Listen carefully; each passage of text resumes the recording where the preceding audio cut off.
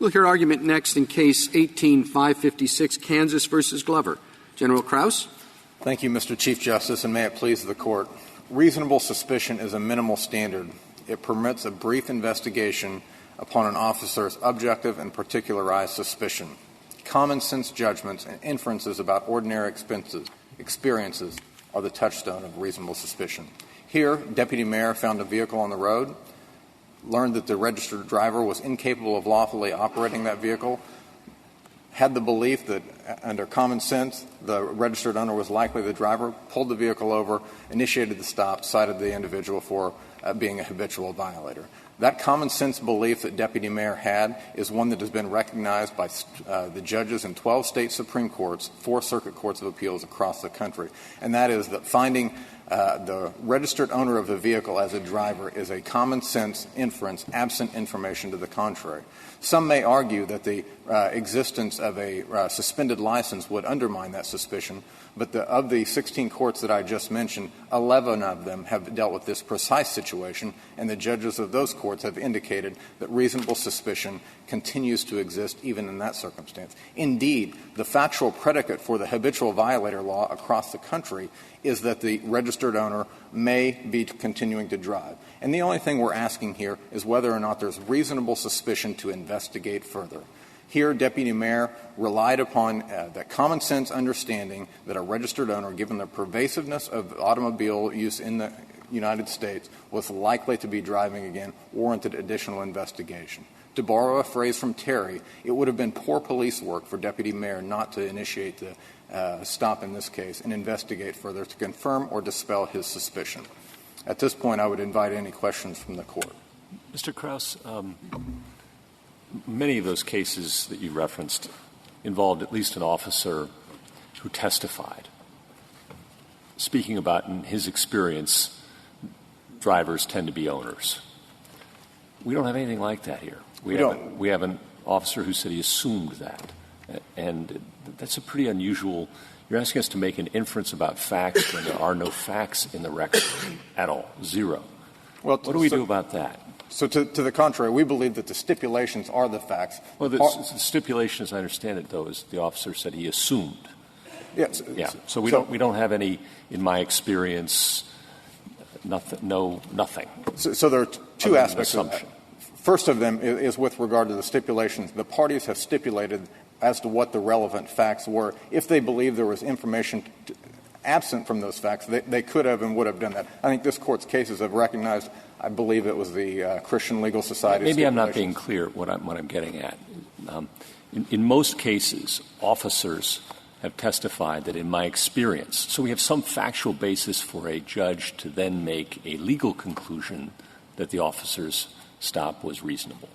Yeah, here we don't have any facts from the government, from the officer, about experience or realities on the ground, and yet you're asking the judge to make a legal conclusion about certain facts on the ground that are not present in the record. It's almost like a judicial notice of facts not in record. Well, is that a thing? So what I would agree with is that there is no evidence or testimony as to the history and experience of this officer. Rather, we know that he's a certified law enforcement officer, and none of the cases that I've found have relied upon an officer's understanding of whether or not a registered owner is frequently the driver. Rather, the courts have indicated as a matter of common sense and ordinary human experience that the registered owner is likely the driver. I'm sorry, please. I admit there's 3 cases that hold that, but not 11. The others do talk extensively about the officer's experience. What I want to know is, and I thought that the Kansas court had somewhat limited, although it had broad language on corroborating that could be questioned, how corroboration could happen. But in most of the others that Justice Gorsuch is talking about, the officer doesn't say, I assume. He says something more, like, this has been my experience, or this is the training, or the statistics that you put into the record in this case are presented to the judge. Why is the Supreme Court better able than the trial court, who's the finder of fact, to make decisions about what common sense teaches? So, Or with the lack of anybody with experience in the field, at least there was one judge below who said, in my experience, that presumption doesn't make sense. And I'm presuming that 3 other courts have said to the opposite, but the Supreme Court here, the Kansas Supreme Court, agreed with the judge below.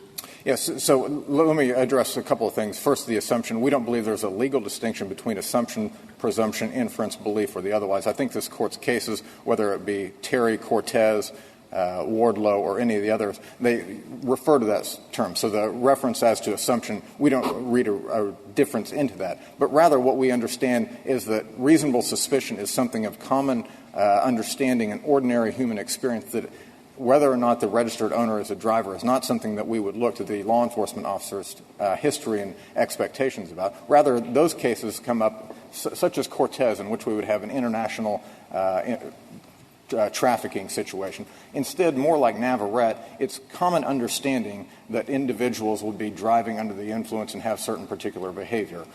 In Wardlow, flight from the presence of law enforcement officers would be something of common, ordinary I think Navarrete had to do with the reliability of the tip, and not with questions. I know that the majority and the dissent in Navarrete argued about what the presumption should be. That's why it's so dangerous for us to make our own presumptions and not let the fact find. Well, so a couple of things. One is I think this Court has done it in Navarrete. There was a reliability issue, but also with regard to whether or not it's sufficient to justify an investigation as to that particular crime. Here, the crime is driving while driving while suspended, and but the cause for the suspension can be a number of things that have nothing to do with safety on the roads. It could be, I didn't pay my fine, I didn't pay court costs. Doesn't say anything about the driver's ability to drive safely. That's right, Justice. And was there a way of finding out why the license was suspended? So 2 things. One is this Court's Fourth Amendment jurisprudence doesn't look to the underlying crime as to whether or not it's a socially appropriate or a wise policy choice that would justify the suspension. Rather, this officer has an indication that Mr. Glover's license has been suspended and is incapable of lawfully operating a motor vehicle. I'm asking about the technology of it. Was there an easy way to push a button to say, so the registered owner's driver's license has been suspended because? Right. So it's not in the record, but my understanding is the answer is no. But even if there were, this law enforcement officer would not have the ability to say, it's driving while suspended for failing to pay any number of tickets. I don't think I'm going to initiate the stop. Rather, this law enforcement officer knows that the registered owner is incapable of lawfully operating a motor vehicle, and that gives sufficient suspicion in order to investigate further. Much like the conduct that was in Terry, that's maybe perfectly lawful conduct, and maybe it's a good idea, maybe it's a bad idea, but the officer at least has suspicion to generate additional inquiry. And make sure I understand. You concede that if the officer acquires additional information in the course of the stop that suggests that his suspicion that this is the driver with the suspended license is not the driver in that instance, you would not be the officer would not be able to pursue the stop further. Yeah, if for example, it's Mr. So-and-so who's the registered owner and the woman, there's a woman driving the car, that would be the end of the matter, right? He would not be able to pursue the stop further? He would not be able to initiate the stop if information to the contrary had been present to him. The archetypal situation is the looking for a 60-year-old man and is a 22-year-old female. So that would dispel the reasonable suspicion. We have dealt with that question on probable cause. We've dealt with if there is exculpatory material in the presence of probable cause that a police officer is not required to take that into consideration. You're suggesting a different standard for reasonable suspicion? So I'm not sure I'm understanding you correctly. Under probable cause, if a defendant comes and gives you what seems to be a very reasonable explanation for why he did not commit this crime. We don't obligate police officers to investigate that reasonable explanation. We say probable cause exists, and the officer can arrest on probable cause. We're creating a different rule for reasonable cause? I don't... Under reasonable cause, you're prepared to say the rule is different. If you have reason to believe it's not the driver, you shouldn't stop the car. I don't believe so. I believe our rule is a totality of the circumstances, and as I understand the Chief Justice... But there's only one totality. Well, so in his hypothetical, the situation was if the officer believes that they're searching for a 60-year-old man and is able to identify that the driver is a 20-year-old female, then the suspicion that initially attracted the officer to that vehicle would be dispelled. That's just an application of the totality of the circumstances. But you say there is no necessity for the officer to make that check. Right. So that's what this Court's cases have historically recognized, is once the existence of reasonable suspicion is there, then there is no necessity to investigate further, such as... And the only basis for the reasonable suspicion is not a totality of the circumstance. It's one circumstance. The registered owner's driver's license has been suspended, period. That's only a factor. What is the totality in addition to? So the totality depends on the particular crime that the officer is investigating. I concede to the Court that the particular facts that the officer knew in this situation are frequently going to be determinative, but rather our rule permits the recognition that there could be situations that would come to the officer. For example, if, again, it's a convertible and you're able to see the person, that suspicion is going to be dispelled. But once the officer in this situation has reasonable suspicion to initiate the stop, but then... you say it would be happenstance that the officer was able to do this because the officer doesn't have to make any effort at all. Once he knows that the registered owner's driver's license has suspended, he doesn't have to do one more thing. He can do a Terry stop. So he can initiate the Terry stop to ask additional questions. If in obtaining the license and registration, the registration data behind the vehicle, he or she is capable of determining any characteristics of the driver, that's one thing. But, for example, if the driver was expected to be a 60-year-old man and the officer was able to identify the driver and thinks, well, maybe it's a 58-year-old man, it may or may not be that individual, that suspicion is not dispelled. The stop would occur and the officer would approach the vehicle. Mr. General, are you... I'm sorry. Please.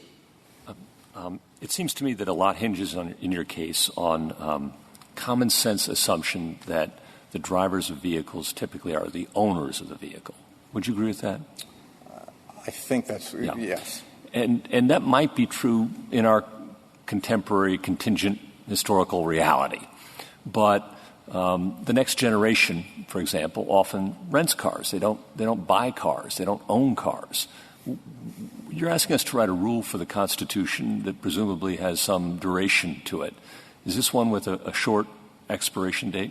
So I don't think it is. I think it would be part of the totality that could potentially come up. I would envision a situation in which 20 or 40 or 60 years from now, maybe our operation of motor vehicles are different, and under these same facts, perhaps there's no stipulation. Perhaps the criminal defendant that has been stopped would like to cross-examine the officer and say, well, in 2019, the registered owners were frequently the driver, but our life has changed. We've become the BRB or Airbnb of the society, and that is something that the court would then be able to consider. General, do you know the Florida v. Harris dog search case? You're familiar with that?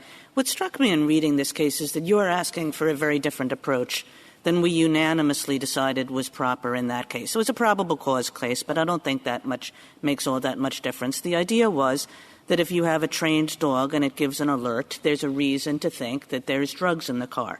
And yet, unanimously, we said, but at that suppression hearing, a person is entitled to say, that's not all the circumstances that exist.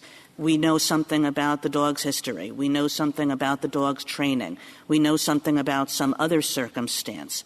And I think what you're asking us to do is essentially to say that all of those similar things in this context become irrelevant because we just have, as Justice Ginsburg said, this single circumstance, which is that a non-registered owner is driving the car. Yeah. So I actually think right. You've got it. Yeah. I actually think that's helpful because it depends upon what the nature of the inquiry is. Here, it's driving while suspended, and the registered owner and the connection to the driver is common. With regard to a trained dog to sniff out particular drugs, I think there the dog actually alerted to a drug that it was not trained to identify. And so that's a more nuanced characterization than whether or not an individual is driving their vehicle. Because, for example, by the way, Mr. Glover could have cross-examined on a similar sort of circumstance. Mr. Glover chose not to because the parties agreed what the facts were, and they were tied to the particular crime of driving while suspended. Does it make a difference, Justice Kagan pointed out, that case was probable cause, this is reasonable suspicion. Does the level of inquiry or examination vary depending upon whether it's probable cause or reasonable suspicion? Obviously, both Fourth Amendment, but the inquiry is much lower, or the burden is much lower for an officer to justify a brief investigative detention to confirm or suspect. The threshold is certainly lower. Yeah. But why would it be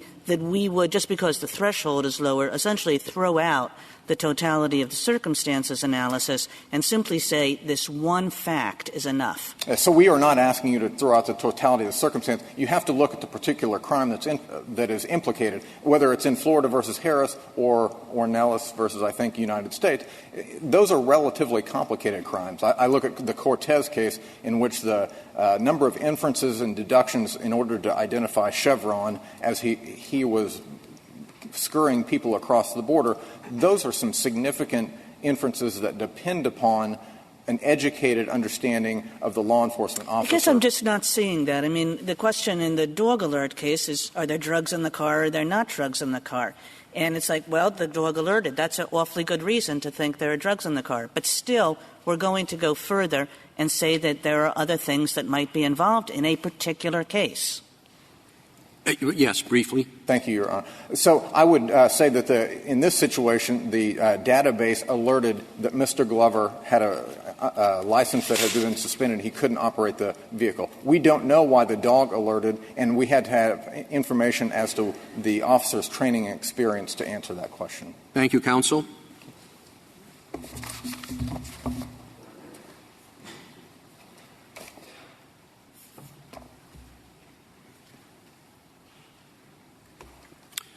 Mr. Houston. Mr. Chief Justice, and may it please the Court. The Fourth Amendment asks police officers to be reasonable. It does not ask them to set aside common sense when they step into the patrol car.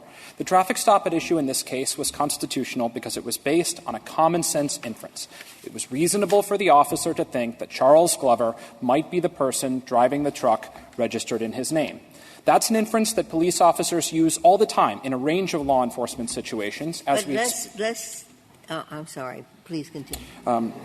That's an inference that we commonly rely on in a range of law enforcement situations, and the prevalence of the inference supports its reliability.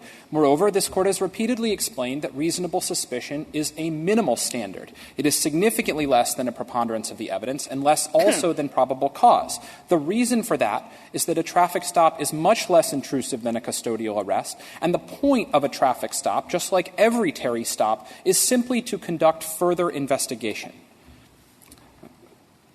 Justice Ginsburg, can I pick up your question? You say it's reasonable to infer that the owner is the driver, but it's a little less reasonable, is it not, when the owner's license has been suspended? I think, Your Honor, it is maybe marginally less probable. That's true. But again, because you're positing that most people who have had their license suspended will break the law. I don't think we're positing that people will necessarily break the law, Your Honor. In every case where you're conducting a Terry stop, you're going to have equivocal facts, and the whole point of Terry is to provide a safe opportunity for the officer to conduct further investigation. But you just said, Mr. Houston, marginally less. How do you know that it's only marginally less, as opposed to significantly less? Your Honor, we know that there are hundreds of thousands of citations in this country every year for driving on a suspended license. I think the statistics that are pointed to, the study that's identified at page 41 of Respondent's own brief, talks about some of these statistics. We have other amici in this case that have offered the Court some of the statistics about 7,000 fatalities involving unlicensed drivers. It's not ultimately, at the end of the day, a detailed statistical question. As the Court has repeatedly explained in cases like Wardlow, it turns on a common-sense judgment that the officer made. I guess what I'm trying to say is, what is that common-sense judgment based on? I mean, I understand that if this goes back to Justice Gorsuch's question, if it were based on a particular officer's training and experience and judgment. But here we can't say that it's based on any of those things. So what is it based on? Your Honor, I think we can – I would respectfully dispute the idea that we can say it wasn't based on the officer's training and experience. I do think that there are going to be a wide range of crimes where reasonable suspicion turns on only one fact. Think of a case like Berkemer. The officer is driving, he sees a car swerving erratically, and he thinks that person might be drunk. Now, they might not, but I have reasonable suspicion to investigate further. There's only one fact. I don't think we would say that the reasonableness of the stop in that case turned on whether the officer came into court and said, here's how often in my particular experience I've found that people who are swerving end up being drunk. I also think that dovetails with a wide variety of this Court's cases which have explained that we don't want the permissibility of a Fourth Amendment stop to turn on something that's unique to this particular officer, how he was trained at this particular time. The Court in Navarrete did not think that the permissibility of that traffic stop turned on the particular testimony that the officer had given. It said, instead, the Court said — See, I thought it was the opposite, that we really do want particularistic inquiries here, whether the particularistic inquiry is related to the driver or the officer, that we want some way of saying there's reasonable suspicion in this case, not in — I mean, for example, would you just say, suppose we just had a statistic that said, 30% of drivers are likely to do this. Would you say that, that alone is enough if it's just statistical? I'm just trying to find out, what's the basis? Is the basis purely statistical? Is it something about a particular driver's experience and training? What is the basis? Your Honor is absolutely right that the suspicion has to be particular and objective. That's the Court's formulation. But when the Court has talked about particular, it means particular to this suspect, not particular to this officer. Indeed, the Court has said we don't want the availability of a traffic stop to turn on whether it's made by a junior officer versus a more experienced officer or something like that. But the stop has to be particularized to the information that was known about this particular suspect. That's why I think, to answer Your Honor's question directly, a generalized statistic about how many people in the world commit a certain kind of offense will not generally be sufficient to establish. Why not? Getting to the particular person, doesn't that have to do with geography? Meaning, I suspect there are some towns in the United States where people don't break the law no matter what. That it would be, if your license got suspended, the police officer knows that in this jurisdiction that presumption is not a good one. It doesn't work. It might work somewhere else, but without having the officer testify as to where he's doing this stop, we don't know. Absolutely. So you really are asking us to have one presumption based on no evidence, other than a stipulation that says that the driver of that vehicle or that vehicle belongs to someone whose license has been suspended. Your Honor, we're asking the Court to hold that as a general matter, as a matter of common sense and ordinary human experience, the owner of a driver is very often the vehicle, the owner of the vehicle is very often the driver of that vehicle in the absence of information to the contrary. So in a circumstance in which, based on geography or other conditions of the area, there's a different standard and a reasonable officer would know that. That is a generalized statistic then, though, that to point out what Justice Kagan was saying, are you relying on a generalized statistic? And you said no, but in answering Justice Sotomayor, if I heard you correctly, you're basically saying, well, the common sense is based on this general idea that people are driving their own cars. My point to Justice Kagan was a generalized observation about how many people in the world commit a certain crime does not provide a basis. Well, let me give you a hypothetical. Suppose that a municipality has a law that says everybody has to carry their driver's license with them at all times. And suppose that a particular police department actually did a kind of survey or, a study of their practices and found that actually 50% of teenagers do not carry their driver's license with them at all times. All right? So now it's like common sense that if you see a teenager, she won't be carrying her driver's license with her. Does that give the police officer the ability to stop every teenager that he sees? Generally not, Your Honor. I think the court has said that that's what it means for the suspicion to be particularized to the individual. You need a reason to pluck this needle out of the haystack. How is that different from this case? Or, you pull over a teenage driver because you suspect they're texting, and there's statistics on that. So it's the same hypothetical as Justice Kagan's, and distinguish that from this case. The difference, Your Honor, is that you need a reason. The officer needs something that identifies the particularized suspicion that this driver is committing a crime. There's the particularized suspicion. Look, she's a teenager. Yeah. I don't think, unless that inference was so overwhelmingly reliable, it correlated so strongly, I guess at a certain point the inference becomes so overwhelming that there's a particular behavior that's so closely correlated with criminal activity that it would provide reasonable suspicion. So why isn't the requirement, as the Kansas court suggested, that you have to corroborate, and I take that word very generally, that you just got to, if you can, safely, because no one's asking police officers to do things unsafely, okay? But at least drive by and see if it's an older person. Make sure it's not a woman. Do something besides permitting one fact to drive a conclusion that's no different than a generalized statistic. Two responses to Your Honor. First, it's actually not nearly as safe to do that as one might suppose. As we explained in our brief, officers are trained instead to keep their vehicles positioned behind a suspect because that's the safest place for them to be. But even in a circumstance where everybody would say you could reasonably attempt that sort of in-vehicle pull-aside and peek maneuver, this court has repeatedly— Pull it, you drive by. Plenty of police officers that let someone they want to stop move forward from where they are and then pull in behind them.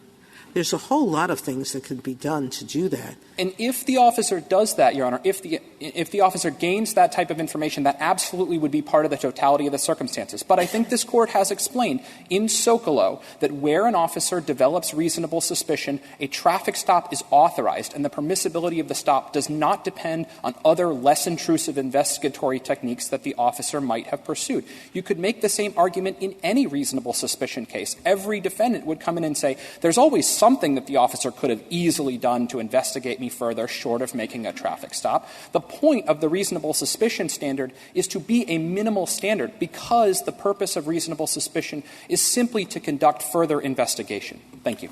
Thank you, counsel. Ms. Harrington. Thank you, Mr. Chief Justice, and may it please the Court. Kansas and the United States asked this Court to adopt a bright-line nationwide rule that it is always reasonable to assume that a car is being driven by its unlicensed owner. But in 3 briefs and now 27 minutes of oral argument, they have offered literally no way for this Court to assess whether that is, in fact, a reasonable assumption, whether it is, in fact, based in common sense. They disclaim reliance on the factual context. They disclaim reliance on officers' experience. They disclaim reliance on statistical evidence. They simply assert that it is common sense in every circumstance and in every community in the country. But that's not true, and that's not how the Fourth Amendment works. Here, the only fact that would give rise to suspicion of illegal activity is the identity of the driver. And it was Kansas's burden to establish that the officer had reason to suspect that Mr. Glover was driving. But the officer stipulated that actually he had no idea who was driving. And the officer decided not to come in and testify at the suppression hearing to explain why he would assume that an unlicensed driver would be driving his car. Kansas should not be permitted now to make up for its evidentiary lapses by relying on a bright-line nationwide rule that has no basis in facts or in the circumstances of this case or in statistical evidence. The Fourth Amendment requires a contextual analysis. This Court has repeatedly declined to adopt bright-line rules with respect to reasonable suspicion or probable cause. And nothing about this case, or this context would support departing from that ordinary contextual type of analysis. In an ordinary case, it will be relatively easy for an officer to establish reasonable suspicion that a car is or is not being driven by its unlicensed owner. But the officer and the state have to do at least that minimal amount of work before they can initiate the seizure. Here, Kansas didn't do that work, and so this Court should affirm. I'm happy to take any questions. Ms. Harrington, Yes. That last bit is what interests me, that it's a minimal burden that you would impose on the state. And it does seem like in many of the cases on which the government relies, there's an officer who comes in and says, well, in my experience, owners drive their cars. And if that's all that is at issue here, is that Kansas forgot, neglected to put an officer on the stand to say, in my experience, the driver is usually the owner of the car, or often is. What are we fighting about here? And is this what's really at stake? It seems to me that it's almost a formalism you're asking for this Court to endorse. So thank you for that question. I think it's certainly not a formalism. So first thing I would say is the question isn't whether an owner usually drives his car, but whether an owner who doesn't have a valid license usually drives his car. Fine. I amend my question and I pose it back. It's a very important distinction. The officer will now come in and say and recite. I mean, we're just asking for a magic incantation of words instead of the one I proposed. It's the one you proposed. So maybe he will and maybe he won't, right? We don't know what the officer's experience is. I mean, I think it's going to certainly... Really? What if the officer in this case had said, I was trained that the driver of a car is usually the owner, even when the driver has a suspended license?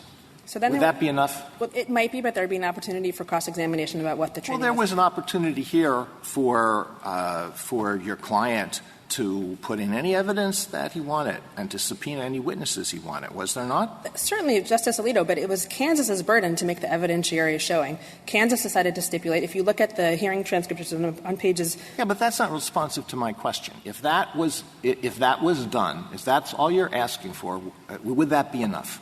The officer says, this is how I was trained. No, I think you would need an opportunity for cross-examination. I think it's important... And was there an opportunity for cross-examination here?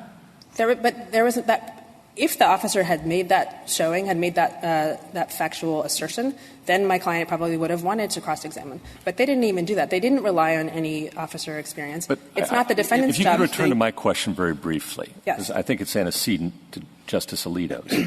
If an officer comes in and says these magic words, whatever they are, right, and that's the sum total of evidence in the case, in my experience, in my training, whatever, is that good enough to satisfy the Constitution in your view? So it may be, but let me make just 2 points. Right. That could be said in every single reasonable suspicion case, right? There's always something the officer can come in and say. But the point of the suppression hearing is that you want to hear what the officer actually is going to say.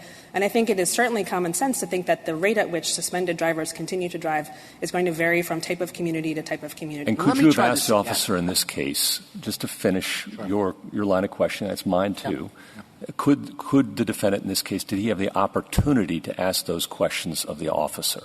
Yes, and I think if the state had chosen to rely on the officer's experience, then certainly we would have asked questions about that. But the state chose not to rely on the officer's experience, and that's up to the state. If the state chooses to truncate its evidentiary showing, it's not up to the defendant to say, well, actually, maybe you shouldn't put in evidence about this or that or the other thing, right? That's on the state. And it really is not it's not a huge burden that the state has to do. Ms. Harrington, do you think it's totally random who the driver is? In other words, it's registered to Fred Jones, but it could be anybody in the world? No. Okay. Do you think it's the odds that it's Fred Jones are 5%? In other words, there could be, out of 100 people, there could be 95 people that you don't know driving the car registered to Fred Jones, but there's a 5% chance that it's him. Are you asking if I think that's enough for reasonable suspicion? No, I'm asking you if you think that, whether it's reasonable suspicion or not. Do you think it is at least a 5% chance that the the owner Fred is Jones, driving? That the owner of the car is driving the car? On a suspended license or just in general? Just in general. So yes, in general. Okay. And where are you going to stop? Surely 1 out of 10. It's Fred Jones's car. It's being driven. And when the officer goes up, he sees that it's whatever Fred Jones is, a middle-aged man and not a teenage girl, is it still is it maybe 1 out of 10 chances? I don't know what it is, and it's you not. You really don't know. You don't think it's 1 out of 10. I think it is probably 1 out of 10 that an owner with a valid license is driving his car. Okay, well, we know that probable cause is not 50%. Right. It's somewhat less than 50%. Yes. And even you are willing to agree that it's at least 10%. Yes. Well, what reasonable suspicion cutoff do you think? Do you think it's 1 out of 5? I can't say because this Court has said repeatedly none of us can say. No, right? the point is most of us can say. And the reason is because reasonable suspicion does not have to be based on statistics. It does not have to be based on specialized experience. As we've said often, it can be based on common sense. And I'm sure that the number varies. I'm sure if you're in a neighborhood that has a lot of, kids who will drive their parents' car, that's fine. And if it's an area where you don't, that's fine.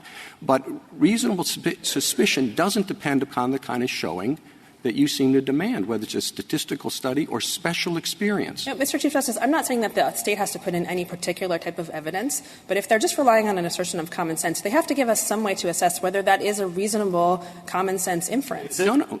I was just going to say, if they're relying on common sense, they don't have to give you anything more than common sense. But how do we know if it is common sense? I mean, I think you're already got you to 10%. But that's about owners who have valid licenses. I think I think it is not at all common sense. It's the opposite of common sense. I think that someone having a suspended or revoked license is going to have no effect at all on whether they drive. I think the inference cuts the other way. We know somebody's already broken the law in some sense. He's got a suspended license. I think it's probably more likely than not that he would break the law saying you can't drive with a suspended license. So first, the facts on the ground suggest that we don't know that because in many states it's the inability to pay fines that results in a suspended license, not criminal activities. But second, this Court has never, ever held or come close to holding that evidence that you committed X crime is enough for us. This is collateral to your basic proposition. Your basic proposition is that it doesn't rise to the level of reasonable suspicion to think that a car registered in Fred Jones's name is being driven by Fred Jones. That's different than the collateral point about whether he's more or less likely because the license is suspended. No, that's not true. Our basic proposition is it's not a reasonable inference when Fred Jones does not have a valid license. Right? And it's not reasonable to think that the statistics or the rate of driving on a suspended license are going to be the same in every community in the country. If someone lives in Manhattan or Chicago or downtown D.C. and has a suspended license, I think it's significantly less likely that they're going to drive on a suspended license because they have access to public transportation and Uber and all these things to get to the places they needed to go, compared to someone who lives in, say, rural North Dakota or some other place where there isn't public transportation. In your opening, you said it would be relatively easy for the police to establish whether the driver is the owner. What are you basing that on? Well, to establish a reasonable suspicion, I mean, there are a lot of things that they can do. So first of all, an officer could come in, as I said, and testify and say, well, in my experience, 9 times out of 10, when this kind of hit comes up on the computer, it ends up being the suspended owner who is driving the car. An officer could say the information that came up on the computer was that this person had previously been caught driving on a suspended license. That's what's. Can I go back for a second to and the Chief Justice's question? Because I had exactly the same reaction, and I'd like to finish with that or just step further. I go outside. We go outside. There's a car driving. We happen to know the license plate, and the license plate tells us that Charles Smith owns the car. We see a friend. He says, I reasonably suspect that it's Charles Jones driving that car. Would you say the friend is wrong to reasonably suspect that Charles is driving the car? No, unless the you have answer some is reason. no. Now we add another fact. I would like to tell you a fact. On my side this time, the state told you the other fact. I'm telling you this one. His license was suspended. Now he says, that's a good point. But I still reasonably suspect he's driving. Now, would you say that now that person is wrong?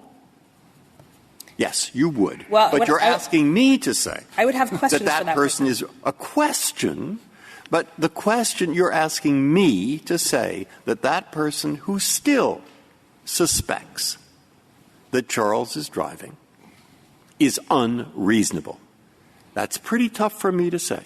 It's pretty tough for me to say that person's wrong, unreasonable, when he still suspects it. Now, there we are. And I can't get any further in this case. Now, it may be that you have found some precedent that shows that this initial reaction, which I'm showing you, is totally wrong. And I'd like to know what it is because I'll go read it. Well, I'll point to basically all of this Court's Fourth Amendment cases, which say you have to look at the totality of circumstances. Well, we just did. And you can't just assume illegal activity based on one isolated fact. I'm not assuming illegal activity. You are if you think that he has a suspended license. It happens to be. But all I'm assuming is a fact. All I want to know is a fact. Is Charles driving the car? Right, so That's different from the teenage. Justice Breyer, I would point you to Brignani-Ponce and Brown versus Texas. That's two good examples. United States versus Brignani-Ponce. I won't try to spell it here, but it's in the briefs. And Brown versus Texas. Those are two cases where this Court has said you can't do basically what you're saying. In Brown versus Texas, there was someone in an alley walking away from another person in a high crime area, and the officer stopped him and did a Terry stop basically. And the Court said it's not enough that he was present in a high crime area where the probability that he was doing something illegal was higher than if he had been somewhere else. Not enough. You need something else. And there's a footnote saying, including just the officers explaining why, in his experience, so what the presence is there. Something else? I mean, you're referring to experience, and you're making a distinction between the rookie cop and the one who's on the beat for a long time. And right, so maybe you know something more about the driver's history. It could come up that, Mr. Glover was charged in this case with being a habitual offender. One way to be a habitual offender is to have been convicted 3 times of driving on a suspended license. If that's something the officer knew. I think I asked the question whether there's an easy way to find out what was the reason for the suspension, and the answer to that question was no. For Kansas, for this county at least, but that's probably going to vary from community to community. I'm sorry to interrupt you. Tell me how you think the police can safely verify that their suspicion that the owner is the driver is accurate. So, as I said, that you can do things short of verifying it, right? You can rely on your experience. If this hit comes up and 9 times out of 10, it's always the suspended owner who's driving. If you know something specific, that this person has previously been caught driving on a suspended license. But also, this stop happened in a sort of in an area where there were multiple lanes of traffic in every direction. There was a stoplight at the corner. It would not have been dangerous or difficult for the officer to pull alongside the car and take a glance and see, is this an African-American man? Do you have statistics to support that proposition? I don't. That it wouldn't have been hard for the officer to pull up next to the car and look over? I do not know, Mr. Chief Justice. But that is certainly part of what officers do. They examine the circumstances and the factual surroundings. I have noticed since taking on this case, just driving around, how easy is it or how difficult is it to see the face of a driver in front of me just by looking in their side view mirror, their rear view mirror. And there are certainly circumstances where you can do it and it's not difficult. But if he peers into the window and his glass is tinted and he can't see. So you're saying if he has, in that case, he can't make the stop. He has to let the driver go on. Unless he can rely on one of the other several things I've mentioned, like his experience with these types of... I mentioned one of the problems with experience, that you're making a distinction between the rookie cop who doesn't have any experience and the veteran. But that's going to be true in every Fourth Amendment context, right, where you're relying on officers' experience. If they have no experience, it's going to be harder for them to justify their reasonable suspicion. What about the manual that says, stay behind the car that you suspect? So if such a manual exists and it's not in the record, then you would need to rely on one of the other methods of establishing reasonable suspicion. One thing officers often testify about is how the person that they're suspecting reacted to the officer's presence. And so if suddenly the car slowed down in a way that seems suspicious or took a sudden turn, that could be a factor in, a tile in the mosaic of circumstances that would be relevant. You want the officer, therefore, to follow the driver, and your brief suggests this, until they make a lane change or till they go too quickly on the right turn on red or don't come to a full stop. And what sense does that rule make? So I think that's one option, and this Court said... That's an option you articulate in the brief, and I'm trying to figure out what purpose that would serve. Just, okay, instead of stopping right away, I'm going to follow you until you go 31 in the 30, and then I'm going to immediately pull you over. Well, you would follow until you had probable cause of some traffic violation. And this Court said in Delaware versus Pruse that that is the way that these laws about licensing and registration are generally enforced. But if I understand you correctly, Ms. Harrington, you don't really require that anybody be followed until they do something wrong, and you don't really require that a police officer goes and checks out who's sitting in the front seat. A police officer could do neither of those things as long as the police officer shows up to the suppression hearing and says, I base this on my training and my experience, and subjects himself to some form of cross-examination. Just like the usual way, right? You talk about how much experience does he have to have? How many times does he have to stop a car because he thinks, well, I guess he can do it. How does he get experience if he can't do it the first time? Well, if he has some other basis to do it, or, he's driving with someone. I don't know. It's just like the dog, right? It's like, somebody certifies me, somebody trains me. I've seen this done by my partner. I've heard about it being done by other people in my department. It's just you subject yourself to something, which is the point of suppression hearings, isn't it? Right. This Court held in Ornelas versus United States that courts should defer to the reasonable community-based experience, not only of law enforcement officers, but also of trial judges. Here, that was a probable cause case, right? Probable cause, although it's still less than 50%, is significantly more than reasonable suspicion. That's absolutely true. So it may be the case that you don't need same level of training and experience and background to make the assumption that you've already said is at least 10%. You may need less, but the type of analysis you would go through to determine if there is reasonable suspicion, there's no reason that would be different than in a probable cause case. Let's say a police officer pulls up behind a car after having obtained information that the registered owner of the car has a suspended license. What are all of the considerations that you think the officer has to take into account before initiating a stop? Trying to check with headquarters as to the basis for the license suspension, whether it's an urban area or a rural area, or someplace in between, whether it's a highway or a city street, whether it's raining, whether it's dark, maybe whether it's a law-abiding community where people who have suspended licenses never drive. The officer has to take into account all of those factors before initiating a stop. Not necessarily. He just has to take into account the full sort of factual context and making a judgment about whether he has reason to suspect that the owner is in fact driving the car. And after having done that, and when there is a motion to suppress, the judge has to take into account all of those factors. Well, it wasn't really a rural area or a city. It was sort of in between, and it was raining, but it wasn't raining hard. All of those things would depend on an evaluation of all of those factors. Just like in any Fourth Amendment case, Justice Alito, you have to look at the full factual context. And here, we did not hear from the local law enforcement officer at the suppression hearing. We did hear from the local trial judge, and she said in her experience, based on her life in the community of Lawrence, Kansas, this was not a reasonable assumption. And Ornelas said you should defer to that just as much as you should defer to the officer's experience. Is it your argument that reasonable suspicion can never be based on a single fact, on just one fact? There always has to be more than one fact. Not necessarily. It depends on what the fact is. If a fact is inherently suspicious, if you see someone running out of a bank with an alarm going off wearing a ski mask, that's probably enough to raise reasonable suspicion. How about a swerving car? So a swerving car, it would depend on the situation. In Navarrete, it wasn't just the car was swerving. So sometimes yes? Sometimes yes. So in Navarrete, the car had run another car off the road, and this court did cite studies about sort of the observable behavior of people who were driving. Then on the question Justice Kagan followed up with you on, saying that you weren't really arguing that the officer had to do more to follow the driver. On page 35 and 36 of your brief, you specifically say that. I say the officer can do that. That's one of the things the officer can. We're not trying to say – so we're not asking for a bright line rule in our direction. You said there that it's relatively easy for an officer to do this by tracking the driver until the driver does some minor traffic violation, and then you can pull the driver over. Which is what this court has said in Delaware versus Pruse, that that's the ordinary way of enforcing these types of laws. But I think Delaware, that case did not involve someone with a suspended license. They were looking for people who were unlicensed.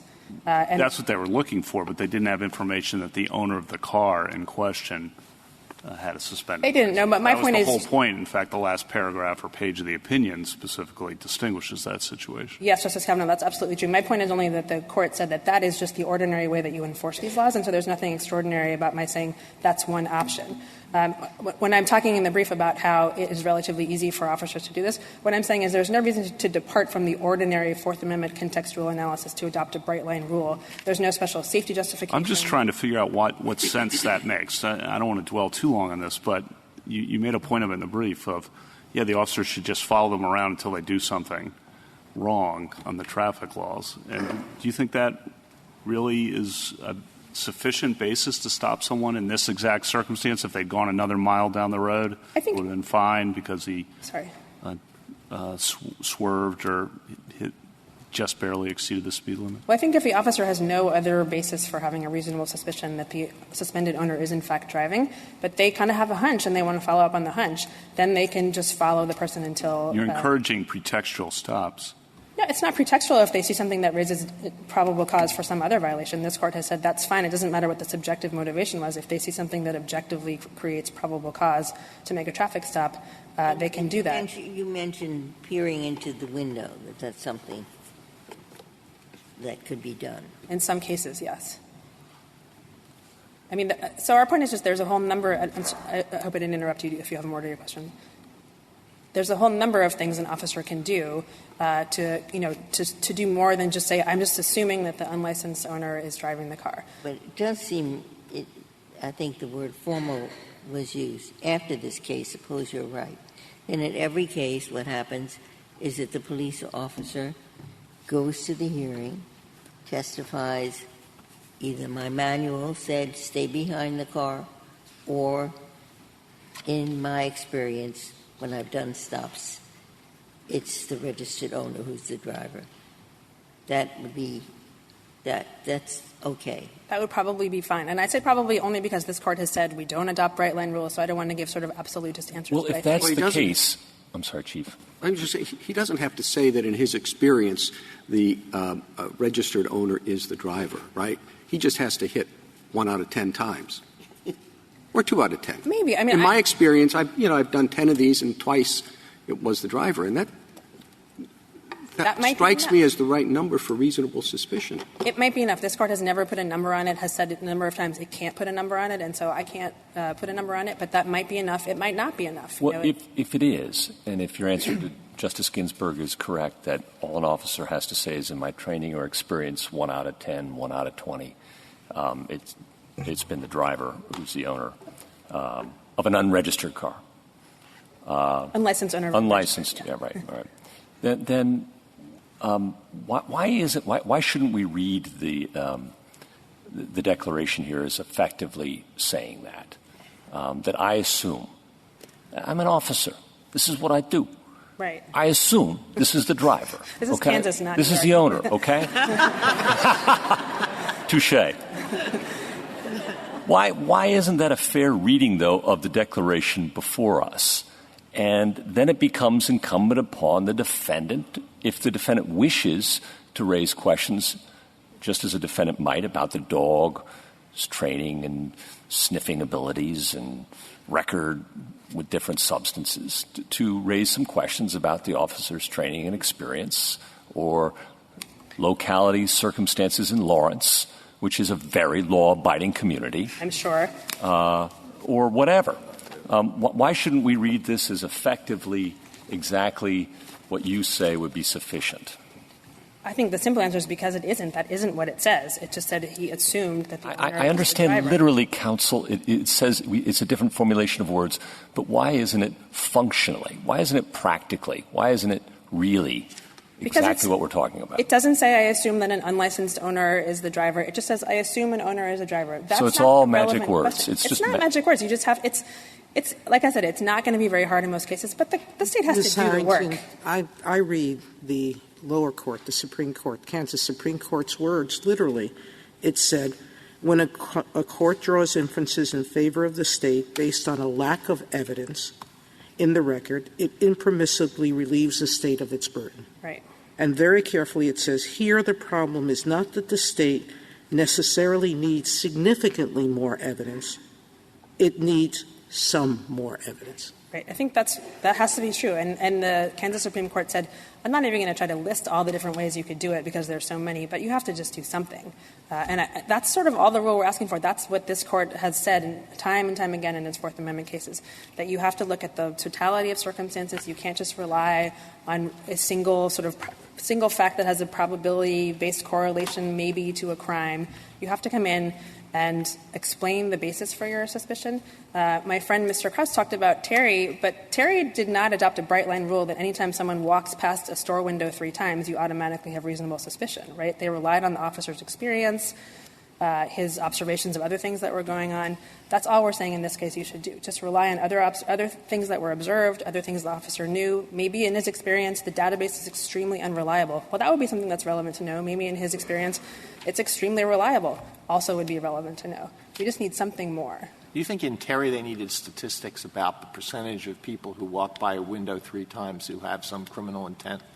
No. But in Terry, there wasn't a sort of probability-based suspicion. But also, I want to be clear, we don't think the state needs statistics. Kansas relied on statistics in its opening brief to this court. We think they were bad statistics, and its amici statistics were bad statistics. They're not relevant to the central question in this case. And so our point in our brief in discussing the statistics is at least you have to rely on good statistics, right? So you said something that certainly caught my attention. I thought the officer was probably saying the right thing. In my experience, people who own cars are likely to be the drivers. End of the matter. Until you point out, not them, you point out that here the driver had lost his license. Now it becomes more difficult. But you keep saying not a bright line rule. I don't think it's a bright line rule. I don't see that. You want to add other things. What other things? And if there were other things that were relevant to this, why not call the officer and ask him about them? And if you want to say, no, it's not, that's unreasonable given my fact. Given my fact, you probably didn't say that because actually the statistics show 75%, 60%, but not here, Okay, we're into that. But what is it? What is it that you think is that extra thing in the facts here that should have been in? I mean, I've listed like 10 things he could have done, and he didn't do any of them. I didn't say that. I said, what is it? I'm not talking about what he might have done. Yeah. I'm saying what fact is there other than the 2 he pointed to and the one you added that you think was relevant? So the behavior of the driver could have been relevant. It could have been relevant whether Mr. No, I'm not asking could have been. Well, I don't know because they didn't come forward. It's all the right, state's so burden your to put point forward is the evidence. You should decide all the facts, but I can't point you to a fact that was relevant and wasn't decided. I mean, you say they shouldn't just do. How about his experience in training? Yeah, I mean, he could have testified about his experience in training. Maybe in his experience, 9 times out of 10 or 99 times out of 100, when you pull someone over in this circumstance, it's not the unlicensed owner who's driving the car. We just don't know, right? They need to come in. Under the rule that Kansas wants, anytime someone borrows a car that's registered to an unlicensed owner, there's literally nothing she could do to avoid being seized, right? If you adopt this bright line rule, there's nothing she could do to avoid being seized. That has to be evidence, strong evidence that the rule is overly broad. And what you are proposing is either a trivial decision or a revolutionary decision. It's a trivial decision if all that's lacking here is a statement, I have been trained that blah, blah, blah. It's a revolutionary decision if in every case involving reasonable suspicion there has to be a statistical showing or an examination of all of the things that you think are necessary here. Is that not right? May I answer? Sure. Justice Alito, what we're asking for is that the ordinary Fourth Amendment contextual analysis be required in every case. It doesn't require statistics in every case. It doesn't require any magic words. It just requires something to support the reasonableness of an assumption. Thank you, counsel. 3 minutes, General Krause. Thank you, Mr. Chief Justice, and I'd like to first start with regard to the officer's training experience and lack of testimony. The reason that isn't in this case is because Mr. Glover stipulated to the facts below and failed to raise any question as to the officer's training and experience until the red brief in this court. See page 4 of our reply brief. Wait a minute. Whose burden is it? Isn't it yours? You have to prove the facts. We have proved the stipulated facts. Well, they didn't you challenge proved that those fact, facts. but they don't have to if you don't prove enough. So You could come in and say he wore a red hat, that's why I stopped him, and they would come back and say that's not enough to make out reasonable suspicion. So if what they're saying is making an assumption without telling us what the basis of that assumption is not enough. So the point is they stipulated to the facts that were relevant to the determination, and the Kansas Supreme Court made a determination as to those facts. My point is that didn't arise until the red brief in this court, and so we don't think it's fair to criticize once they've agreed. If they wanted to indicate as to what the statistics were, they had an opportunity to call that officer and cross-examine him. Second, with regard to waiting for a violation, as Justice Kavanaugh talked about, we think that's a perfectly reasonable situation if we're going to eliminate reasonable suspicion. Rather, if there's a traffic violation, that's probable cause for a stop, and that's not a basis. This Court's decisions has indicated that you don't have to wait for a probable cause in order to initiate a stop. And so I think your question was right on.